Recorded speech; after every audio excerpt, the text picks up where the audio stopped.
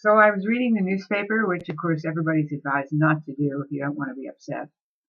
And what I read was that the New York police, they have a license screening. They screen people's licenses and they record them and they put them into some sort of a database. And that has had some bad results. Apparently one policeman discovered somebody was gay, who was parked outside of a gay bar, took that license away, and followed up on that by blackmailing them. And then a family, a perfectly legitimate family somewhere, were arrested because they thought the stuff they bought at a gardening store was to be used for growing marijuana, which it wasn't. So now this database is all over the United States. And I'm recently back from living in a foreign country. And it's really a real eye-opener to see this sort of thing. And what I've noticed is there's this sort of false idea of how we can attain security. You know, if everybody has a gun, you know, and that's been around for a long time. And but if we're watching all the time, and after all, I'm not a criminal, so what do I have to worry about? Well, ask the people who were arrested who were not growing marijuana, or the gay guy. It's no longer illegal to be gay. So when I was a child, I wasn't even growing up yet, I was a child, there used to be somebody called George Metesky, the Mad Bomber. And George Metesky had a bone to pick with a telephone company, AT&T, which, by the way, is now owned by Carlos Slim, who is the richest man in Mexico.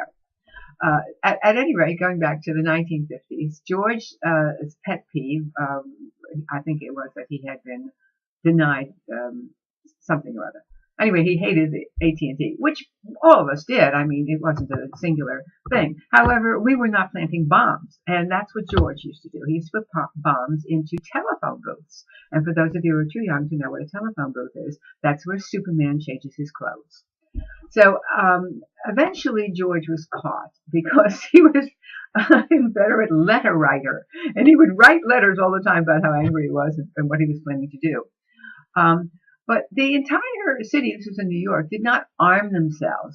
There were not cameras. We didn't suspect every single person was a possible bomber. And that's what's occurred to me has happened today, that essentially Americans are very suspicious of each other.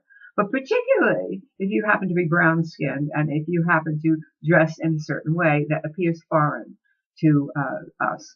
And they paid a very, very high price for this fear. Now, we got to get over it. You know, we got to get over it. Not everybody is your enemy.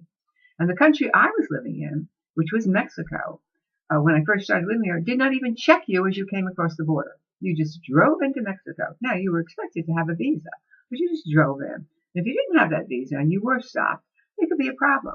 In the United States, crossing from Mexico to the United States takes 2 to 3 hours to be processed for them to check you out at Homeland Security. To which I say to anybody who thinks that people are rushing across the border, just go to Tijuana and try and cross the border. Then we'll talk. So that is my thoughts for today. I could go on and on and on, but who wants to hear me go on and on? Not even me. I'll see you soon.